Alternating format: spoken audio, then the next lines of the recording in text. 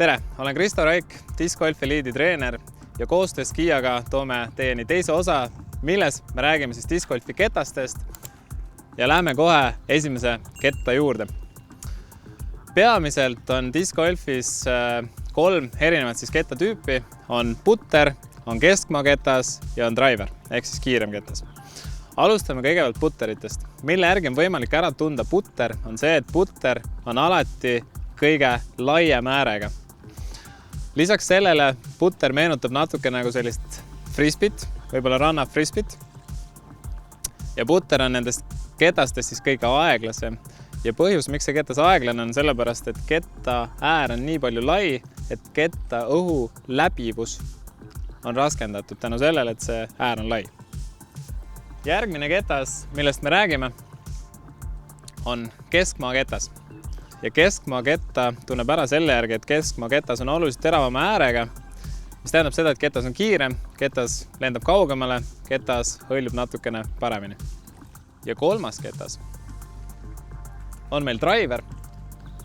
Ja driver ehk siis distantsiketas või kaugmaa ketas on ketastest kõige kiirem ketas põhjusega, sellepärast et ketta äär on kõige kitsam, mis tähendab seda, et ketas läbi õhu lendab kõige väiksema tuuletakistusega. Ehk siis driverid lendavad kõige kaugemale. Üldiselt on ketaste peal välja toodud ka ketaste numbrid, mis siis tähistavad konkreetse ketta lennu omadusi. Mida need numbrid tähistavad? Esimene number, mida te ketta peal näete, tähendab kiirust, speed. Piltlikult öeldes, mida teravam ja pikem on ketta serv, seda kiirem on ketas. Teine number, mis on kettal märgitud, on hõljuvus, ehk siis glide. Glide tähendab seda, kui hästi ketas hõljub õhus, kui sügav on ketta sisemine serv.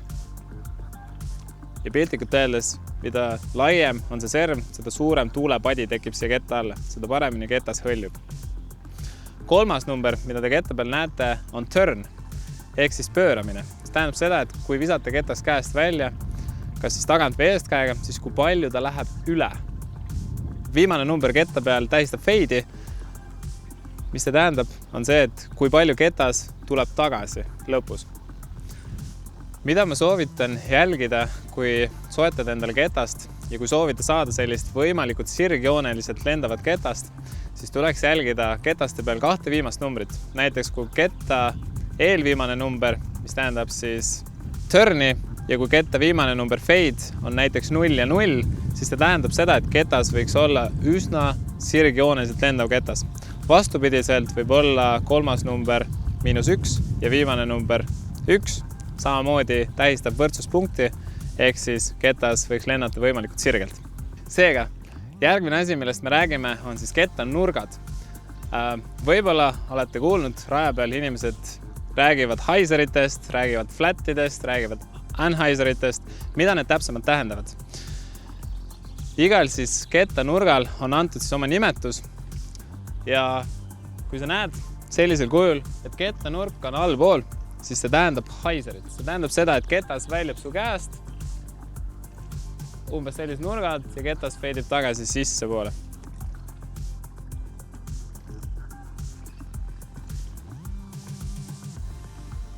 Mida tähendab flat? Flat tähendab seda, et ketas on oma mõlemast küljest täiesti tasapinnaline. Seega viske hetkel, kui ketas on tasapinnas maaga, tähendab see flat viset.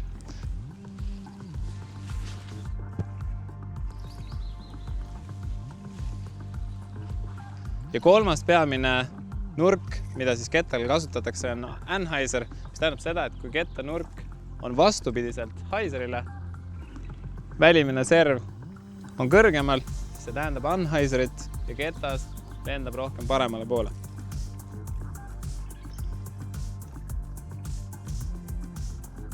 Lisaks sellele räägitakse discgolfis veel mõndadest terminoloogiatest, nimelt flex-visked, mis tähendab siis anhaiser flex-vise või siis haiser flip ja muud sellised visked.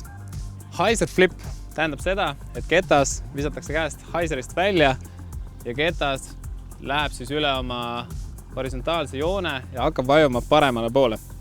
Anheuser Flex tähendab seda, et ketas visatakse Anheuserist välja, sellised nurgad ja ketas läheb ühele poole ja tuleb tagasi teisele poole. Seda kutsutakse Anheuser Flex viskeks.